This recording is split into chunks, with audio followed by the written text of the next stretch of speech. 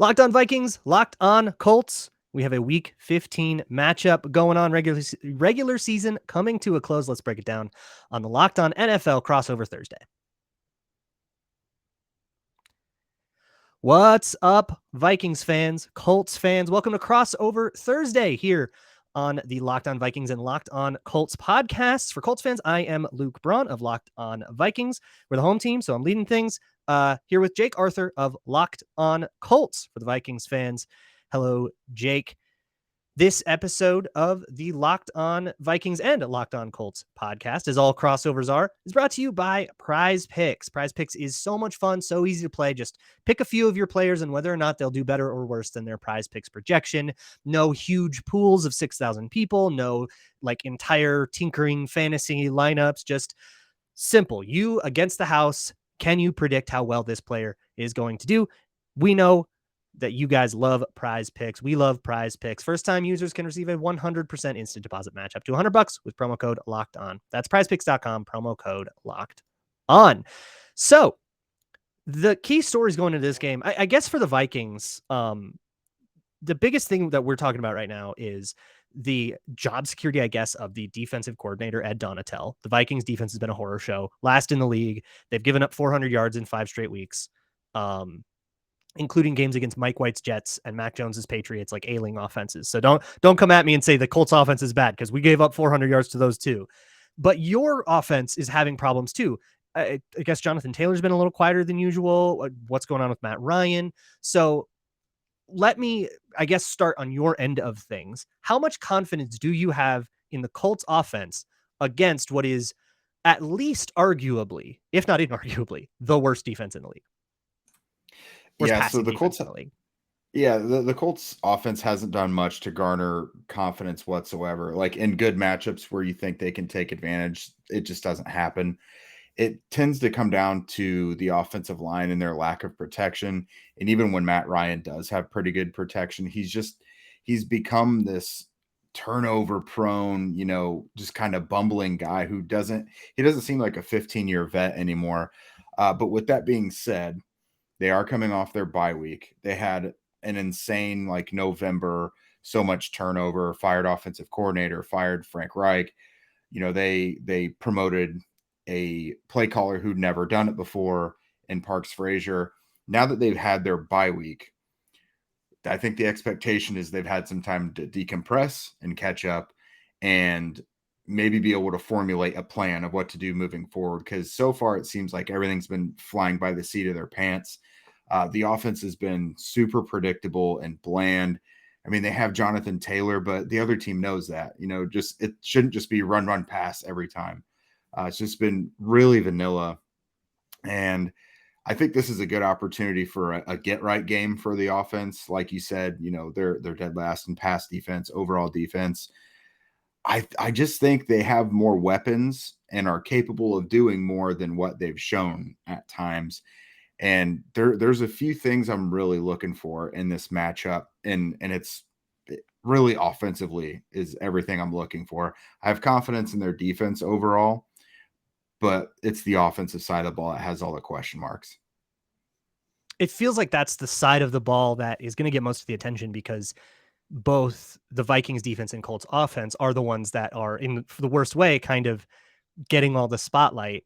Meanwhile, the Vikings offense with Kirk Cousins and Justin Jefferson in particular has been like humming. So that is an interesting side of the ball. We'll get to that when we talk more about matchups later. Tell me about, I guess, the nature of the Colts run game. I always thought of the Colts, and I know the last couple of years the offensive line has sort of deteriorated, but I think of like Quentin Nelson and Jonathan Taylor and all of those guys. Is it a health issue, or is it just something with the offense as it is, the staff is shaken up and stuff like that? I obviously want to hear your thoughts about Jeff Saturday right now, who's at least won one game. I guess, how do the Colts want to attack a team if they can have their sort of pick of the litter?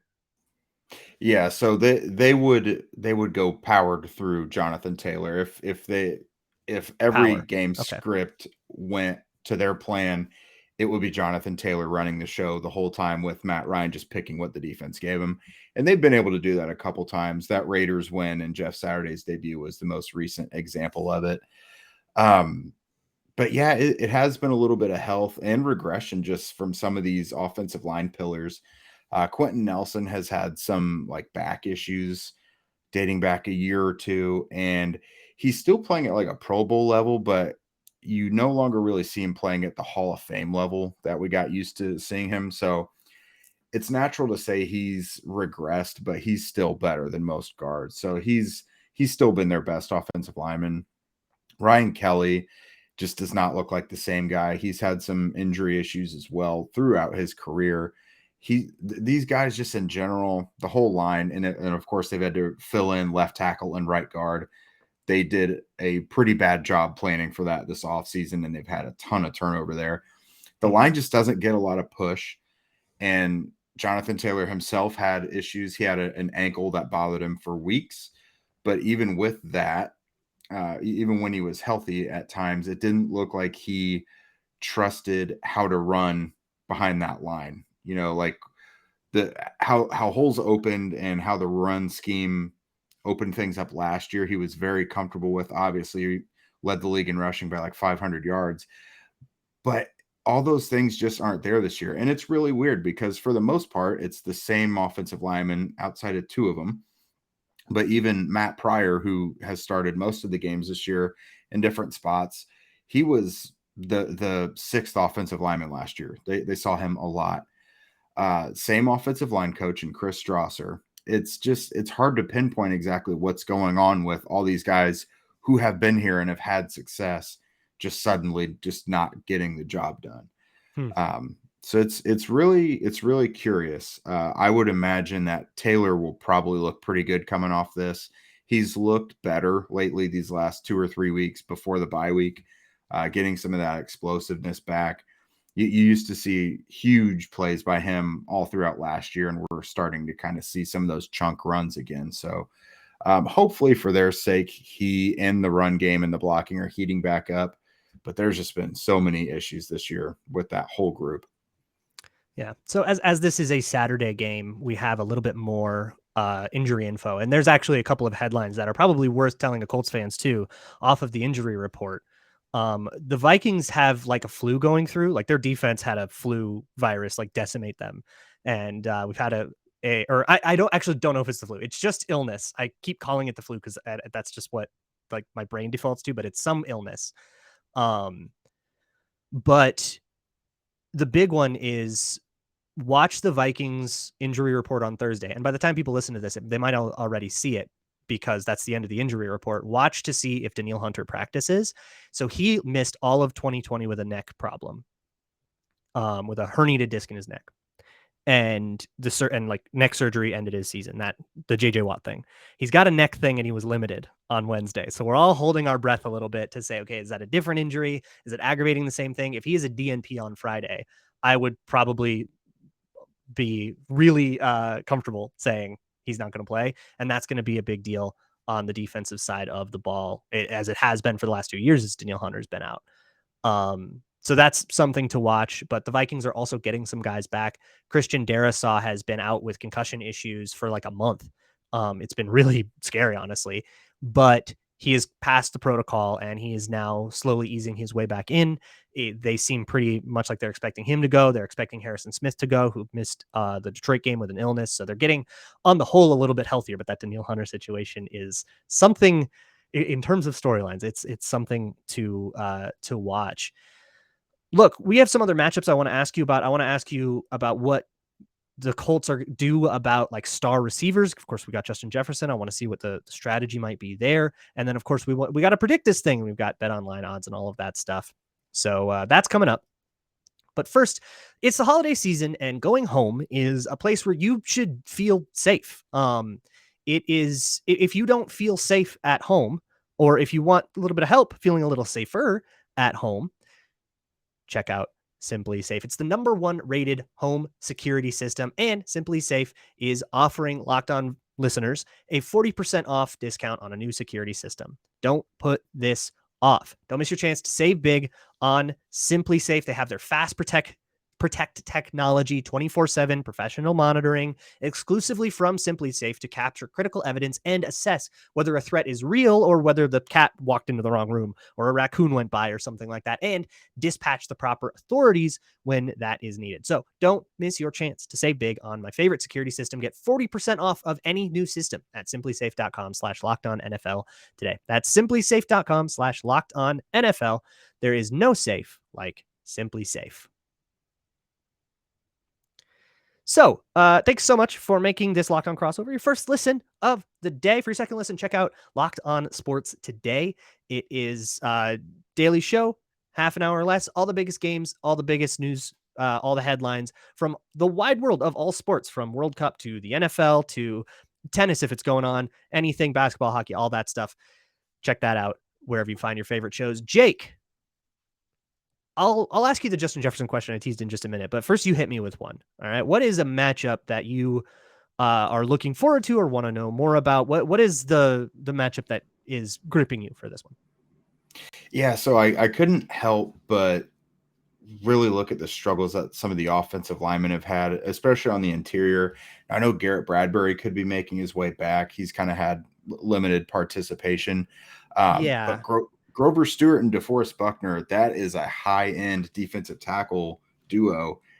DeForest Buckner made one of our favorite lowlights a couple years ago against Drew Samia, who I don't believe is on a team right now. Check me on that, though. Yeah, that's the safety, I think. DeForest right? Buckner has made some bad memories for us. And I think he had a pretty big hand in beating us the last time we were in the playoffs when he was back in San Francisco. That was one of the last games he played for the 49ers before the trade. So yeah, big thorn in the side there. It looks like it's a young group on the interior. I don't what's the gauge on whether Bradbury plays? Does it seem optimistic? Yeah, I'm pretty optimistic that he would play. Okay. He was apparently very close with an ankle injury to playing last week, but they opted for caution. The thing is, the Vikings have such a stranglehold on their division and the playoffs right now. If they can win one more game throughout the rest of the season, they will win the NFC North. And even if they lose out, the Lions would have to win out to take the NFC North. So they're pretty comfortable there. And I think like one more win, and then they can't do worse than like the third seed. So they feel pretty good about that, and they feel good being cautious. And let's go into the playoffs healthy rather than going into the playoffs injured, but with, a 10% chance at one place up the rankings, So they played it really cautious last week. They might say, we're just going to keep playing it cautious, in which case it would be Austin Schlottman, not Chris Reed, who I know your co-host Zach is obsessed with. He lost the battle. He lost a backup center battle to Austin Schlottman, but he's been on the 53 as like a reserve kind of swing guy, and we just haven't gotten injured enough to need him, but that's why he's here. I would guess that he plays. However, Bradbury's whole thing is that he struggles with like bigger, more powerful defensive tackles. And that's I think Stewart. If you're Stewart or if you're Buckner, that quickness has given him issues as well. If you can just bull rush right into him, that has been a struggle, but they've been able to give him a little more help. I would say watch if Darisaw plays, because if Darisaw plays, they'll split him out on the moon and they'll leave him on an island and they'll slide protections away from him all day long. And then those defensive tackles can just get caught in like a wash of bodies, and it'll be way, way harder to get that one-on-one on Bradbury that you would be looking for. Although last time we played the Colts were looking for one-on-ones with Drew Samia.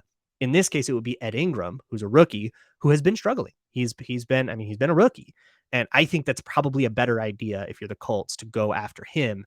DeForest Buckner on Ed Ingram, for me, if that can become a one-on-one, that terrifies me. I would hate that. Because that quickness, there have been some ugly lowlights. Rookie guard, it happens, right? But that's to be expected. Where we're at. We've seen plenty of that this year for sure. Oh, I'm sure on the offensive line, which is another interesting thing on our end of things. We also have Harrison Phillips is having some back issues, and that I'm way less optimistic about him playing. No idea what to think about Danielle Hunter, but we might have our front four, which the Vikings don't blitz a lot at all. They rush for and do their, games and stunts and stuff. And it sucks because they can't cover long enough for that stuff to develop. But when they've got to rely on their backups even more, that could become an even greater issue. So this might be I've been telling every opponent in these crossovers, this is your get right game for the offense. Like, congratulations, you get to have a bounce back day, because it's just such a disaster on the defensive side of the ball. But I want to stick with the Vikings offense. Justin Jefferson is leading the league in receiving right now. He is on pace to challenge franchise records. He's already broken some franchise records this year. He's doing some absolutely incredible and amazing stuff. When there is a guy like that is just so larger than life, and the Vikings have Adam Thielen and KJ Osborne, definitely no slouch of other guys in the room. What is the Colts' answer to that? Well, I've got good news for you, because 2 of the Colts' top 4 corners have not practiced yet this week. Kenny Moore, who is one of the better slot defenders in the league, I don't think he's going to play. He missed. I think 2 he weeks shut ago. down Jefferson in the first meeting, although Jefferson was a second game and he wasn't even like technically a starter yet. Yeah, and Kenny's not playing like he used to in this new scheme. I mean, he's still pretty good, but it doesn't look like he'll be out there regardless. He's got kind of a lower leg thing. Didn't play 2 weeks ago before the bye. Hasn't practiced yet, so it doesn't look good. The Colts have had this illness thing just wreaking havoc last 3-4 weeks as well. Wow. Brandon Faison has not practiced yet this week either with an illness. So really just leaves Stephon Gilmore and Isaiah Rodgers. Behind them, it's undrafted rookie Dallas Flowers and Tony Brown, who has been a reserve throughout his career, mostly a special teamer. So on instances where Justin Jefferson is not against Stephon Gilmore, I expect him to just eat. Even against Gilmore, he's going to have his wins, I'm sure. He's an elite player, arguably the best receiver in the league, so he could beat anybody. I wouldn't be surprised to see him pop off for 200. He's just that type of player. But yeah, there's really going to be no good way for the Colts to defend this. They could bracket him, bring some extra safety help. They've got kind of a wealth of safeties at the moment. Julian Blackman, Rodney McLeod, Rodney Thomas. Nick Cross hasn't really played since early in the season, but they've got some bodies at safety that they could roll out and maybe make some coverages exotic. Gus Bradley's had a couple weeks now to prepare for this passing attack. So as confident as I am overall in the Colts defense, their body work on the season, I don't love this matchup this week, especially if Yannick Ngakoue isn't getting home. Oh, another old friend. Right. Yeah, you guys are very familiar. If Christian Darrisaw is back, that's just probably gonna wipe Ngakoue off. Kwity Paye is really their more consistent defensive end. So I'm confident. That makes me so happy. I loved him so much pre-draft, and people made fun of me for it.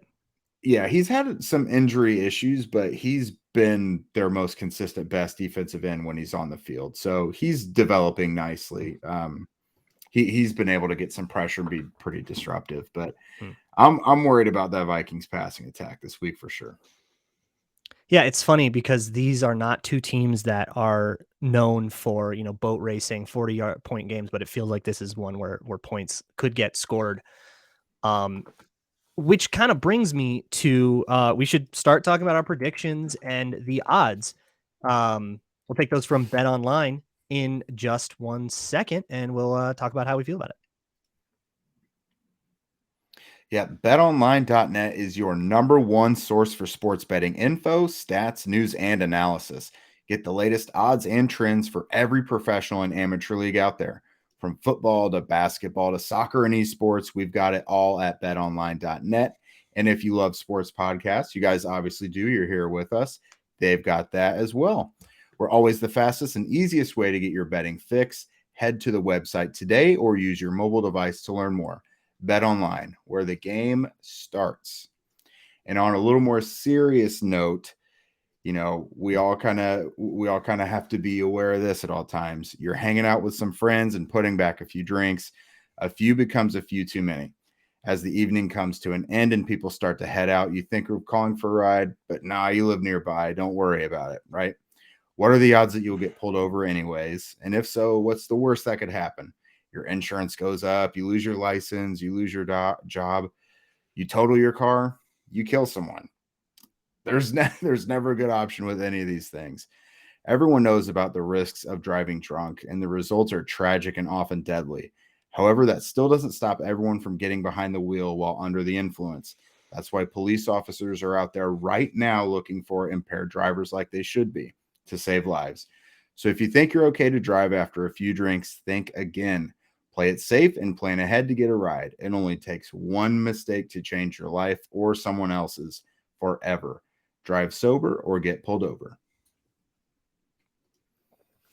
All right, Luke. So I don't know about you, but I really don't know what to think about this game in finality. I could see it going either way. Like the Colts played the Cowboys strong through 3 quarters last week. You could make, or 2 weeks That's ago. one way to describe that game. Yeah, you can make an argument they should have won, and then the fourth quarter happened, and then 33 unanswered points came with it. You guys know all about that. Was it 40-3? 40-3, and you guys experienced that in a quarter. Yes. So we've both been victimized by the Cowboys in recent weeks. So I really don't know. What are you thinking for a final score on this one? Well, I like to look at the line to kind of give me a sort of a baseline and see if I want to go over or under it. So the line at BetOnline is -4 right now, favoring the Vikings. Over under is 48.5. So think of that as something like a 27-23 kind of game. That would be a push and the over by like 1 or 2 points. So I think more scoring can happen than that. And I do like the Vikings to cover here, mostly because I just don't believe in what Matt Ryan can do on offense. And I know the Vikings have kind of let other quarterbacks do that, but I think what's wrong with Matt Ryan right now, like I've watched enough Colts games this year. I haven't watched everyone, but I've watched enough Colts games this year to see how the ball comes out of his arm, and it's just floating. It's just not there. And I think that's one of the things that can really prevent an offense from being able to victimize this defense the way that somebody like Mac Jones, who's got a fine arm, but could make throws, right? And he was able to find a bunch of production. Mike White's arm is no world beater, but it was good. Matt Ryan's arm looks like it's time for him to hang it up, you know? And I think like we'd all be shocked if he didn't retire, right? Like that's the way he's playing. And I just don't trust it. And I don't trust the Colts on the whole. I certainly don't trust the Jeff Saturday situation. And this has been, I mean, I've been crowing about this on Locked On NFL for weeks. This is not just me saying I love my team and I think they're going to win. I've been lambasting the Colts for the way that they've approached this season because this was a winnable NFC or AFC South. And to just kind of pack it in the way that they did, going with Ellinger and all of that stuff. I have not liked the way the Colts. I think Colts fans deserve better. Let me put it that way. Yeah. So I'm going to take the Vikings to cover. I'm going to take the over, though, because I do still think there can be enough scoring on both sides of the ball to cover that 27-23 kind of vibe. I will go with the Vikings can only win 1-score games. If it's a 2-score game, the Vikings can't win it. So it'll be a 1-score game. And I will go with 30-26. Call it a push. There we go. 30-24. How about that? Now they can cover. Okay. Yeah, so the Colts don't have any business winning this game, and they really shouldn't. Like, I have more confidence in the Vikings, but I just have had this feeling all week that this is the type of game the Colts win, especially coming off their bye week, and they've had so many distractions in the last month or two that maybe they've had a chance to breathe and can approach this game. I just think there are certain areas that should make a real difference, especially that interior defensive line. I'd really like to see them come through and dictate a game once again. I have the Colts actually winning 23-20. I don't feel good about it, but it just feels you got to do right. it. This is a crossover. It always feels so weird when we do these and we don't pick our own teams. You know, you got to do it. Yeah. Well, I've learned not to pick for the Colts because they can't deliver. And honestly, they shouldn't win any more games because they need to secure a top 5 pick regardless. Right. But no, this just feels like something they win. But on the flip side of it, like I could see the Vikings winning like 34-17. And like I said, Justin Jefferson goes for 200 and the Colts just can't keep up. Like I could see that happening as well. You just don't really ever know what you're going to get with that team. And with the Vikings, the thing about this is, and for a more salient prediction, because I think score predictions are kind of boring. this is a game where I think the Vikings can get out to a lead if they can find a way to move the ball in that defense, especially with the injuries in secondary. If they can come out hot and get out to a lead, you could be sitting there at 14-0 in the second quarter, right? Just like go down, score. And I want Colts fans to understand, don't turn that game off. I know you don't feel like your offense is going to be able to make it back. Trust me. Trust me. It's been this way for 2.5 years with the Vikings. Don't turn that game off. No, you can be down 10 points with 3 minutes to go, and the Vikings will find a way to make that interesting. And that's the way that they are, which is why, like, in terms of the qualities of these teams, I mean, the Vikings, they've got the better quarterback. They've got better weapons on skill players. Like, they are better in so many places in this game, but that has been true before, and it has not mattered because they just can't put a consistent 60 minutes together. In particular, they've been a horror show in third quarters. Like, teams are going into making halftime adjustments, and I just don't think this new staff is quite pulled together enough to be able to adapt to that. But I guess if I'm going to call that a problem, like, you guys probably have that problem worse with Jeff Saturday. And I guess I got to, like, how's the staff doing with all that? I mean, you're like, how does that work? It's almost a skeleton crew at this point, because just the order of events. So the offensive coordinator gets fired first, which scapegoat is the biggest word you can attach to that, because he wasn't even the play. Put me on mute for a second. Yeah, so offensive coordinator goes first. Then Frank Reich goes. He was your play caller. So then who do you have calling plays? They go to their assistant quarterbacks coach, Parks Frazier, who had never called plays before. And then, they've just got guys with a lot of irons in the fire. They just lost. Their tight ends coach just left to go to Stanford. So now they've got guys even spread even more thin on the offensive side of the ball doing things. So far, so Jeff Saturday obviously did not have any head coaching experience at a high level, not college or pro, coming into this whole thing. Right. And so Jim Irsay, of course, was like, I like that about him. He's not afraid to do, he's not jaded. He's not afraid this or that. Well, there's been some glaring issues that have come up where you could tell, some game management stuff, some, clock management. There's been times where normally you'd get just kind of a generic coach speak answer from someone else like Frank Reich or something, but Saturday is just plainly, giving you almost a naive answer. So there's certain things that are there where maybe he's in over his head at the moment, but I mean, he's obviously learning on the go. But man, it's it has to be all hands on deck right now, because they just don't have they literally don't have a full coaching staff right now. Yeah.